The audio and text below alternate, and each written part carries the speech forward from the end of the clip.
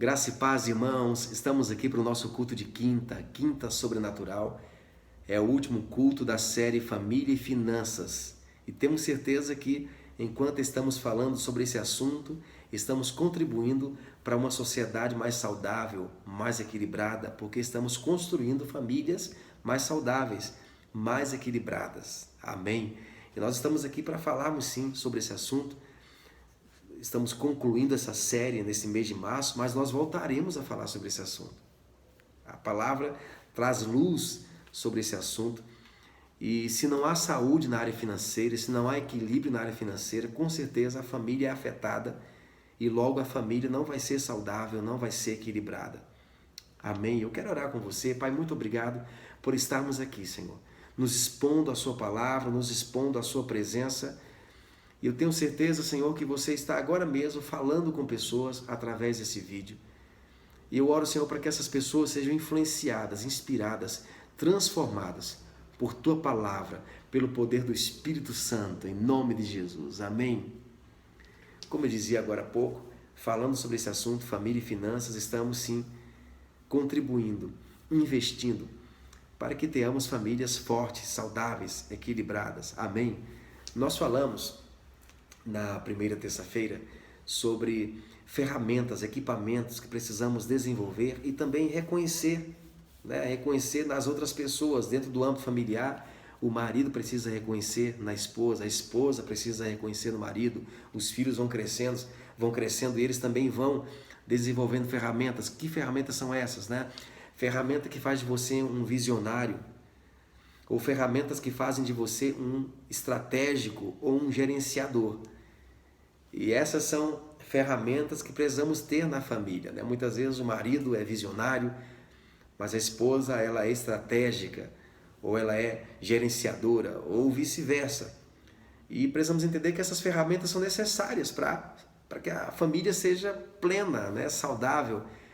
Mas é necessário que haja um equilíbrio entre essas ferramentas, entre essas esferas de atuação. Até porque a família vai viver momentos também, aquele momento que uma visão é colocada diante da família, aquela visão para ser conquistada, nós temos essa visão, isso é o que a gente quer agora, amém? A gente vai correr em busca dessa visão, mas para que uma visão seja alcançada é necessário que haja a comunicação de estratégias e que haja também o gerenciamento das estratégias que foram lançadas. Essas ferramentas precisam estar presentes na família, seja nos membros da família ou através de alguma ajuda, que pode vir de fora, um livro que é lido, um curso que é feito. Essas ferramentas são necessárias, O líder visionário, o líder estratégico, o líder gerenciador, essas ferramentas, essas habilidades precisam estar presentes na família para que a família desenvolva as metas, alcance de fato as conquistas tão desejadas e mantenha aquilo que foi conquistado e evolua e cresça. E nós falamos que para uma saúde financeira, para que haja crescimento financeiro, é necessário que essas ferramentas sejam desenvolvidas, sejam conhecidas, sejam desenvolvidas, sejam respeitadas. Não é verdade? Não é porque o marido é o cabeça da família que ele sabe de tudo, que ele tem todas as ferramentas. Ele precisa reconhecer na esposa, reconhecer nos filhos as habilidades, e a família precisa conversar sobre esse assunto, finanças. Todos precisam trabalhar juntos, amém, nesse assunto, nesse âmbito.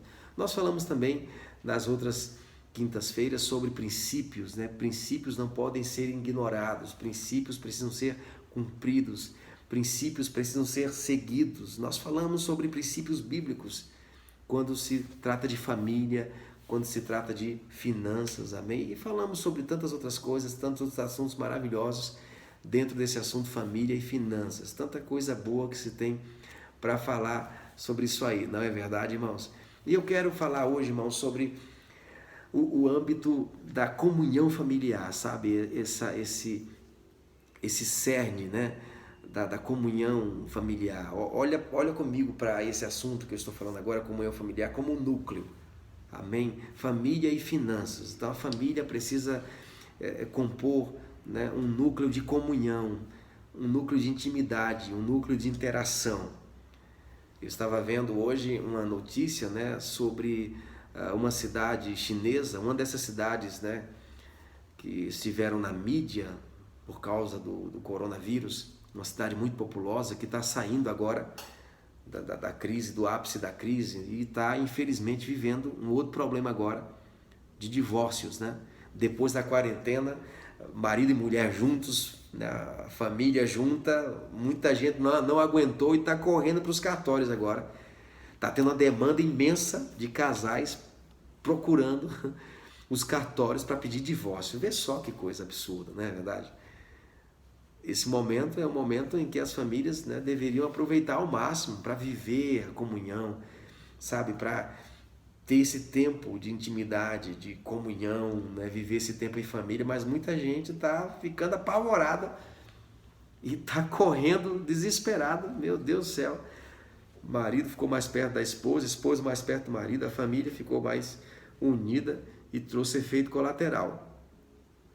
Mas, irmãos, estar junto em comunhão é bíblico, né? É algo essencial. Isso está, como eu disse agora há pouco, no núcleo, na essência do ser família. Precisamos buscar, sabe? Precisamos priorizar isso, precisamos valorizar o tempo em família, precisamos mesmo pôr isso como meta, sabe? Tempo com a família, tempo com os filhos, tempo com a esposa, tempo com o esposo. Isso não pode ser algo secundário, não pode ser algo supérfluo, tem que ser algo prioritário. Amém? Eu tenho alguns textos para ler com você aqui na Palavra de Deus, textos maravilhosos. Primeiramente, sobre a prioridade número 1, né? Deus como o Senhor da família e a comunhão da família com Deus. Quando a gente fala de comunhão, é claro, a gente está falando da comunhão na própria família, né? A comunhão da família, o núcleo da família, o cerne do ser família tem que ter comunhão, né? A gente não pode falar sobre isso sem pensar na comunhão. A palavra de Deus falando sobre a igreja como família, os irmãos como família, fala, né? Salmo 133, ó quão bom e quão suave é que os irmãos vivam em união. É como óleo precioso que desce, amém, sobre a cabeça, sobre a barba de Arão que desce sobre as suas vestes, ou seja, há uma bênção, há uma unção, né? Há uma graça divina que desce sobre nós, que nos alcança quando estamos unidos. Esse mesmo princípio, claro, é válido quando falamos da unidade da família. A família tem que ter a comunhão, a unidade, a intimidade como algo essencial. Não pode ser, como eu disse agora há pouco, algo secundário, mas tem que ser algo prioritário. Amém? E claro, isso parte, antes de qualquer coisa, da comunhão com Deus, porque Deus financia isso, Deus inspira isso. Deus é a fonte dessa comunhão, Deus é a fonte desse amor. Naturalmente pode haver desgastes, né? Naturalmente pode haver, sabe, alguns momentos ali em que não fica tão fácil estar junto um do outro, mas Deus é a fonte que nos inspira, Deus é a fonte do amor, Deus é a fonte da paz, Deus é a fonte da alegria. E aqui eu tenho um texto maravilhoso que fala sobre isso e eu quero ler com você, amém? Aqui em Josué, capítulo 24, versículo 14, diz o seguinte: agora temei ao Senhor e servi-o com sinceridade e com verdade. Deitai-o fora os deuses aos quais serviram vossos pais, além do Eufrates e no Egito. Servi ao Senhor. Se, porém, vos parece mal servir ao Senhor, escolhei hoje a quem sirvais. Se aos deuses a quem serviram vossos pais, que estavam além do Eufrates, ou aos deuses dos amorreus, em cuja terra habitais. Eu e a minha casa serviremos ao Senhor. Então é muito importante, antes de qualquer coisa, falando de comunhão, de intimidade na família, falando de finanças, de dinheiro, Deus tem que ser, amém, o nosso Senhor. Jesus tem que ser de fato o Senhor da família, o Senhor da nossa casa, amém, o Senhor desse ambiente. Ele tem que ser a fonte que nos inspira.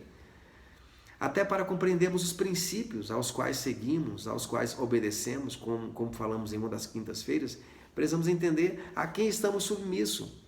O senhorio de Deus vai trazer para nós a reverência à sua palavra, aos seus mandamentos. a obediência, o cumprimento aos princípios não vai ser algo aleatório, não vai ser algo sem sentido, mas vai fazer parte da cultura do reino ao qual pertencemos, do reino ao qual estamos submissos, do rei ao qual servimos. Amém? E há, claro, uma cultura, um comportamento, uma linguagem, um jeito de ser que faz parte do reino de Deus. Ser família no reino de Deus quer dizer, antes de qualquer coisa, estar debaixo da proteção, amém, do senhorio, e do senhorio quer dizer proteção, livramento, governo, cuidado, provisão de Deus.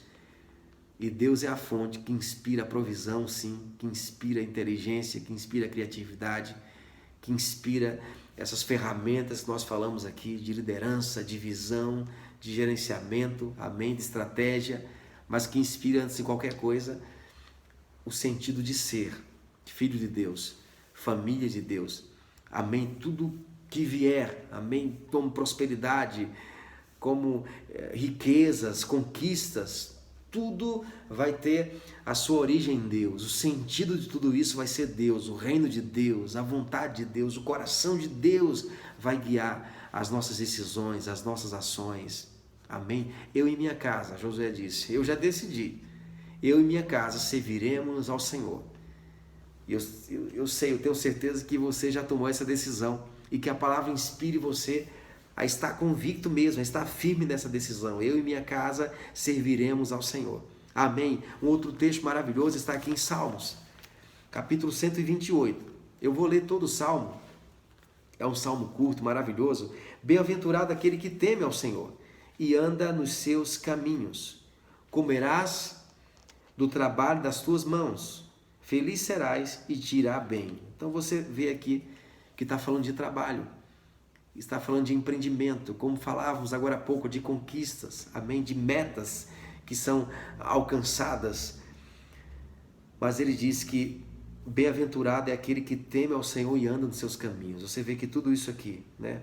O trabalho, a prosperidade vai vir desse andar com o Senhor, de andar nos caminhos do Senhor, de ser submisso ao governo de Deus, aos princípios de Deus. Amém? Falamos em uma das quintas-feiras sobre dízimos e ofertas.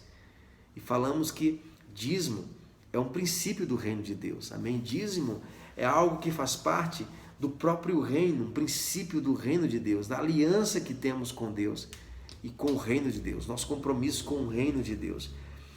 Mas se a gente não entende o governo de Deus sobre nós, se nós não entendemos a ligação que temos com o próprio Deus, com o coração de Deus, com a presença de Deus, muitas vezes fica sem sentido cumprirmos, seguirmos o caminho do Senhor e esses princípios. Então é muito importante que nós entendamos que o governo de Deus, o senhorio da palavra de Deus é algo prioritário na vida da gente.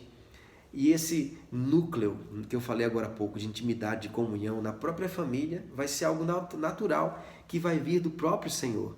Amém? Do próprio Deus. Aqui diz, a tua mulher será como videira frutífera aos lados da tua casa, os teus filhos como plantas de oliveira à roda da tua mesa. Assim é abençoado o homem que teme ao Senhor. O Senhor te abençoe de Sião todos os dias da tua vida, para que vejas a prosperidade de Jerusalém e vivas para ver os filhos de teus filhos. Paz seja sobre Israel, paz seja sobre a tua família. Amém? Veja aqui que a bênção do Senhor, ela vai estar presente na vida desta pessoa, na família desta pessoa que teme ao Senhor. Amém? Que está submisso à palavra de Deus. E um último texto que eu quero ler com você está aqui no Novo Testamento. Amém? Um texto maravilhoso que nos inspira muito nesse assunto. Está aqui em Efésios, capítulo 4. Eu quero muito ler com você aqui Efésios, capítulo 4. Está na Nova Aliança, no Novo Testamento, e nos inspira também sobre esse assunto de comunhão. Amém? Esse assunto de estar em família, de viver o amor de Deus. E veja só, a partir do capítulo 5, a partir do versículo 1, diz: sede, pois, imitadores de Deus como filhos amados, e andai em amor, como também Cristo vos amou e se entregou a si mesmo por nós em oferta e sacrifício a Deus em cheiro suave. O capítulo 5 começa falando sobre isso, né? falando sobre algo assim, meu Deus do céu, isso é chocante. Sede imitadores de Deus. Como assim? Nós somos criados, irmãos, para sermos imagem e semelhança de Deus, como indivíduos e, claro, como famílias também. Uma vez que estamos em família, nós estamos ali, né, tendo vários indivíduos que foram criados para ser imagem e semelhança de Deus, reunidos, aleluia. Então teremos uma grande manifestação aí, uma maximização dessa ideia de Deus, que nós sejamos sua imagem e semelhança, como família, a família unida, a família vivendo a intimidade, a família vivendo o amor de Deus, vai potencializar esse propósito de Deus de que sejamos sua imagem e semelhança. Imagina, a família vivendo o que a palavra diz, vai revelar para a sociedade o que? A imagem de Deus. Iremos imitar Deus. Essa palavra imitadores, né, vem da palavra mímica, né? O tem envolvido aqui no seu significado a palavra mímica, né, que quer dizer imitar, né, fazer o mesmo gesto, imitar o mesmo comportamento do outro. E a palavra está falando, imite Deus, reproduza as ações de Deus. Mas é interessante que no capítulo 4, né, eu li capítulo 5, versículo 1, no final do capítulo 4, a partir do versículo 30, diz: não entristeçais o Espírito Santo de Deus, no qual foste selado para o dia da redenção. Livrem-se de toda amargura, ira, cólera, gritaria, blasfêmia, malícia. Isso não pode fazer parte do nosso ambiente, amém? Isso não pode fazer parte do ambiente familiar. O apóstolo Paulo, inspirado pelo Espírito, está dizendo, livre-se disso. Se isso chegar de alguma forma no ambiente familiar, se algum comportamento, né, parece que vai manifestar isso aqui, Paulo está dizendo, livre-se disso. Amém? E o que a gente deve fazer então? Antes, sede uns para com os outros benignos, compassivos, perdoando-vos uns aos outros, como também Deus vos perdoou em Cristo.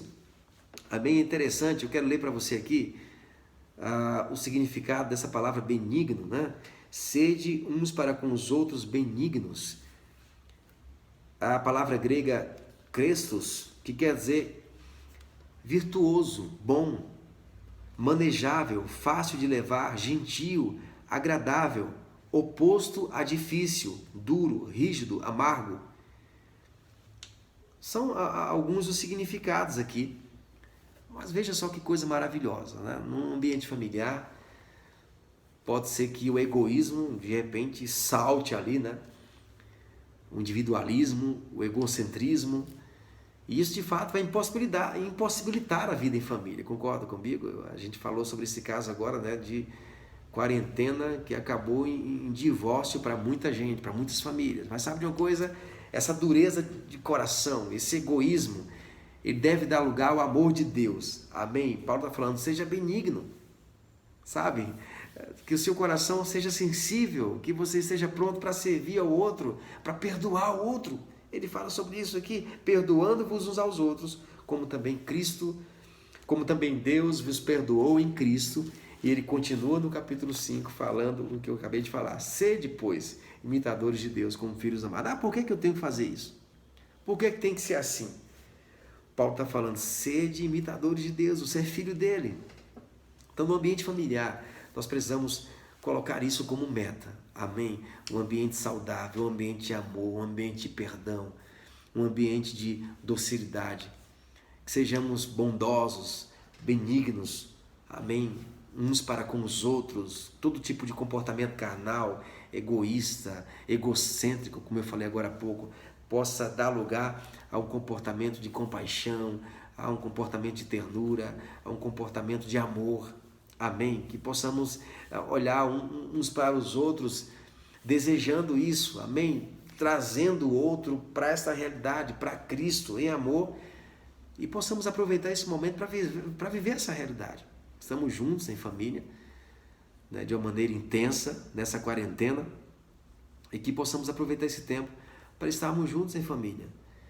Claro, né, tempos, né, momentos ali de adoração ao Senhor, você se reunir com a sua família para cantar, para louvar o Senhor, para adorar o Senhor, para orar.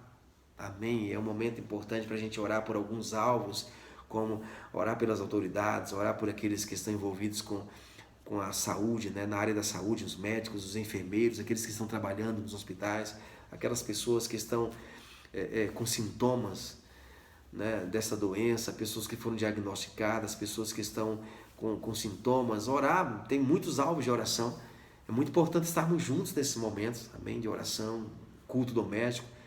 Mas em todo tempo, mesmo quando não estivermos orando, mesmo quando não estivermos cultuando ao Senhor, estamos vivendo como família, ali no dia a dia, em todo tempo estarmos assim, amém? Voltados para esse propósito.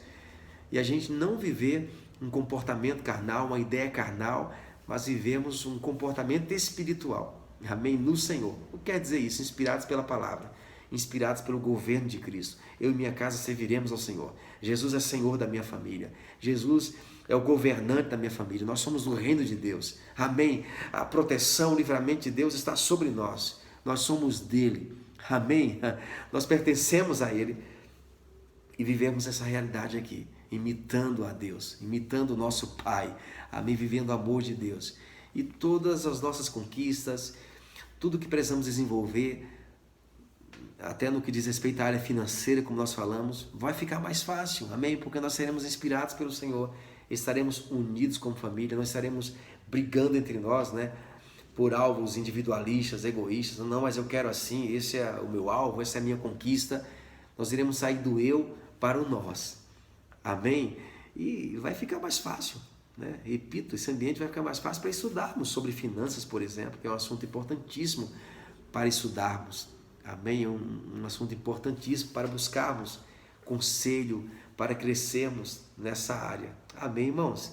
Que vivamos essa realidade. Amém? A intimidade da família, a unidade da família, o viver o amor de Deus em família é algo que faz parte da essência, do cerne, do ser família. Precisamos buscar isso. Amém? Buscar isso ardentemente. Não ficar cada um no seu individualismo. Amém? Mas estarmos unidos no Senhor. Unidos por um propósito sublime, por um propósito nobre, que é agradar ao Senhor, que é manifestar a natureza dele. Amém, irmãos? Eu quero orar com você, mas antes eu quero falar com você que não tem ainda Jesus como Senhor e Salvador da sua vida.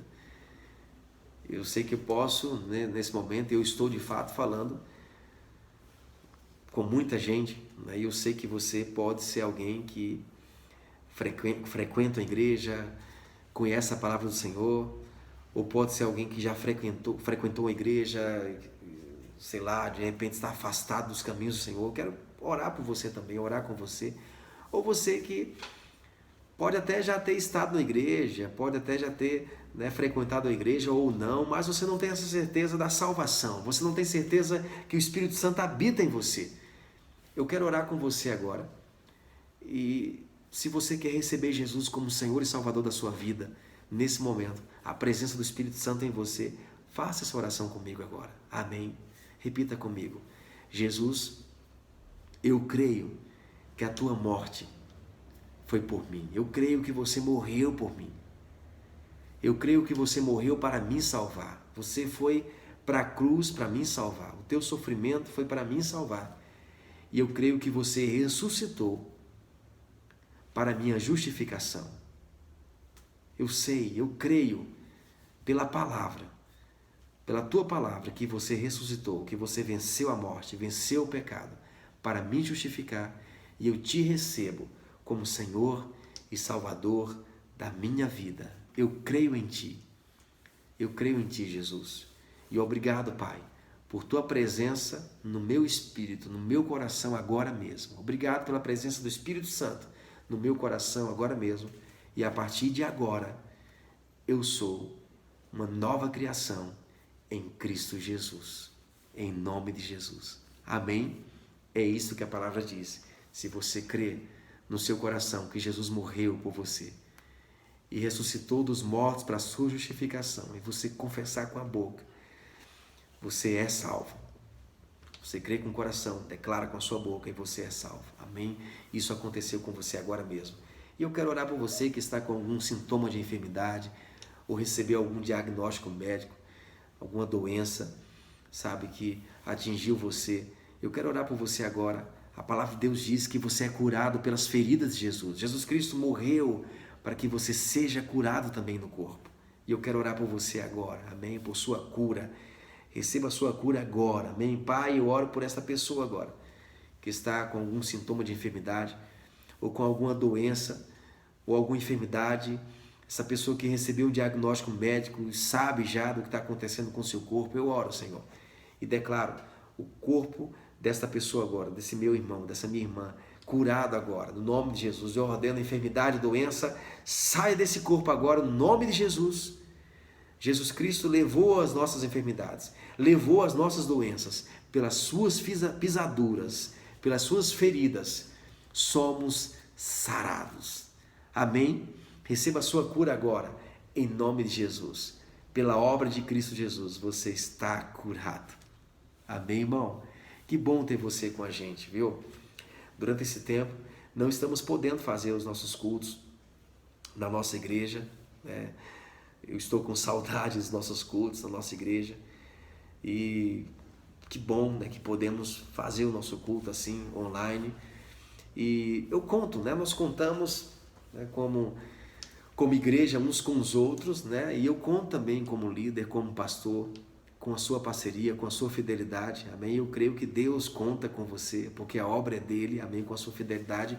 E eu falo isso agora no âmbito financeiro, amém? Você, com o seu dízimo, com a sua oferta, sendo fiel ao Senhor. Você pode ver no final do vídeo os dados das contas bancárias da igreja, amém? Você pode fazer a transferência do seu dízimo, da sua oferta, amém? E você vai ser grandemente recompensado pelo Senhor. A palavra do Senhor fala sobre isso. Você é um parceiro da obra de Deus, amém? A obra precisa continuar, amém? A obra não vai parar e nós precisamos. Eu falo isso como pastor, como líder, eu preciso, amém? O reino de Deus precisa, nós precisamos da sua fidelidade, da sua parceria. Precisamos uns dos outros nesse momento. Comunhão de família, de igreja, amém? E a igreja precisa da sua parceria, da sua fidelidade, da sua lealdade. Amém, irmão? E para encerrar, eu quero indicar alguns livros.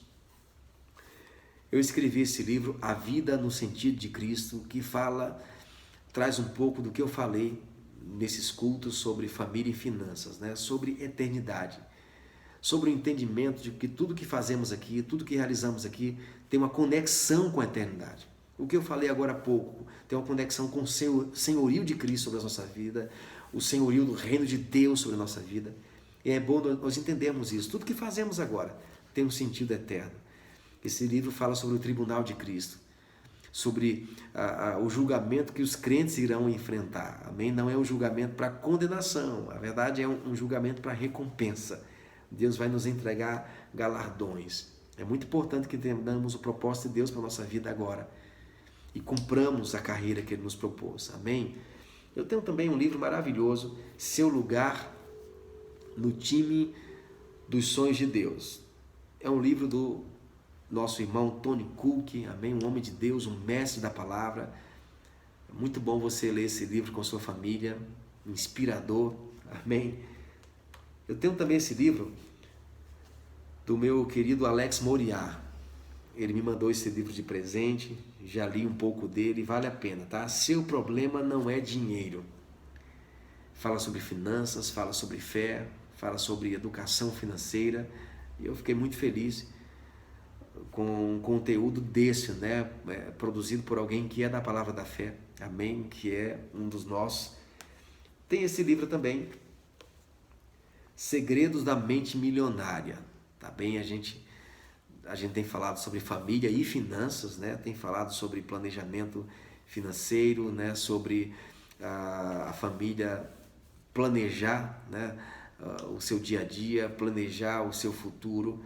No que diz respeito a finanças também, como eu disse, voltaremos a ministrar sobre esse assunto. E esse é um livro muito bom que fala sobre esse assunto, tá bom? E eu tenho um último livro que eu vou indicar para você por hoje, que é um livro do Gustavo Cerbasi, Pais Inteligentes Enriquecem Seus Filhos, tá bom? Vale a pena também ler. E nós temos muitos outros livros maravilhosos sobre esse tema. Você pode acessar o nosso portal verbodavida.com, tá bom? Você vai acessar lá o Verbo Shop, a nossa livraria, Verbo Shop, livraria online. Nós temos também a livraria na nossa igreja, amém? Nós temos os nossos queridos Ed e Mirete, é um casal maravilhoso que lidera a nossa livraria. Você pode fazer contato com eles também, você que é da nossa igreja, tá bom? E adquirir livros para você ler nesse tempo aí de quarentena e edificar o seu espírito.